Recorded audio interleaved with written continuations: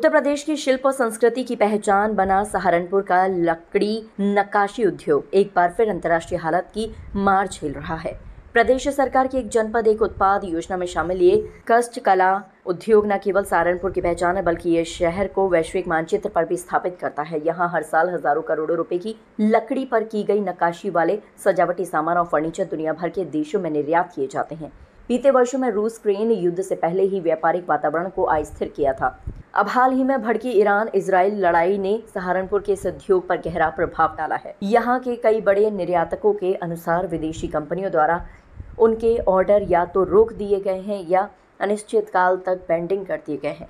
इससे तैयार माल का स्टॉक जमा होता जा रहा है और नकदी संकट भी खड़ा हो गया है। निर्यातक शिबान हनीफ ने बताया कि अब तक जो ऑर्डर नियमित रूप से मिलते थे वह या तो रुक गए हैं या नई शर्तों के साथ आ रहे हैं। कंटेनरों की बुकिंग तक मुश्किल हो रही है। इससे स्थानीय कारीगरों की रोजी रोटी पर असर पड़ रहा है। निर्यातक खालिद उमर ने भी ये चिंता जताई है और कहा, सहारनपुर की लकड़ी नक्काशी को अंतर्राष्ट्रीय स्तर पर बड़ी मांग है, परंतु युद्ध की स्थितियों ने लेन देन और लॉजिस्टिक्स को बुरी तरह प्रभावित किया। अगर हालात यूं ही बने रहे तो फैक्ट्रियों में ताले लगने शुरू हो सकते हैं। इन चुनौतियों का सीधा असर हजारों कारीगरों और मजदूरों पर पड़ रहा है जो इस उद्योग की रीढ़ है।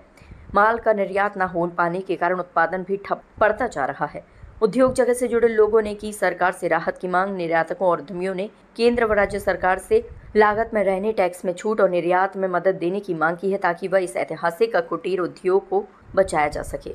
देखिए, पहले तो जब से यूक्रेन रशिया वार चल रहा था, जब से हमारा मार्केट जो है 50% डाउन हो गई थी, बिल्कुल खत्म हो गई थी। जो 1000 करोड़ से ऊपर की मार्केट थी वो 500-600 करोड़ रह गई थी। और अब ये जो ईरान और इजराइल का वॉर शुरू हुआ है, जो इससे बहुत काफ़ी फ़र्क पड़ेगा क्योंकि हमारा मिडिल ईस्ट भी अच्छी मार्केट है हमारी, यहाँ भी काफ़ी माल जाता था। जैसे भी दुबई के मेरे 1-2 ऑर्डर होल्ड हो गए, 1-2 दिन पहले ईमेल आई है कि उन ऑर्डर को होल्ड कर दिया जाए, क्योंकि Qatar, Dubai, Saudi, Iran, Israel, यहाँ सब जगह हमारा माल जाता है वुडन हैंडीक्राफ्ट का। तो क्या उम्मीद लग रही है कि ऑर्डर मिल पाएगा, नहीं पाएगा, कितने का टर्नओवर था? सहारनपुर से 1000 करोड़ से ऊपर का टर्नओवर होता था, जो कि यूक्रेन रशिया के बाद 50% डाउन हो गया था। और अब इस ईरान और इजराइल वार से ये लग रहा है कि ये और कम होगा, 20 और 30% और कम होगा, जो कि 20% ही रह जाएगा। एक तो सर पहले ही जो है जब यूक्रेन और रूस की जंग हुई 50% काम तो तभी कम हो गया था।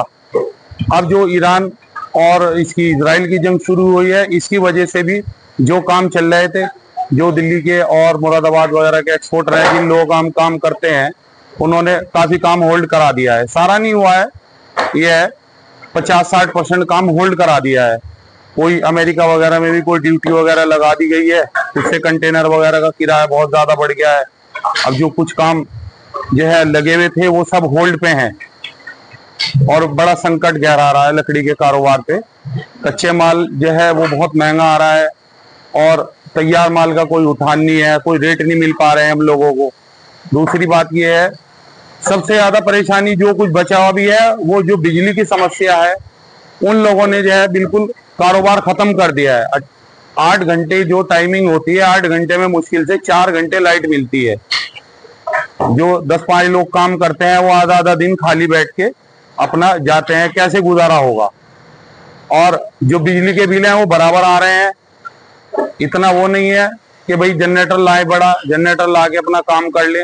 बिजली का ही सहारा है, वो ही हमें मिल नहीं पा रही है। देश दुनिया की बड़ी खबर, हर मुद्दे पर रहेगी पैनी नजर। जनहित से जुड़ी दिखाएंगे आपको हर खबर।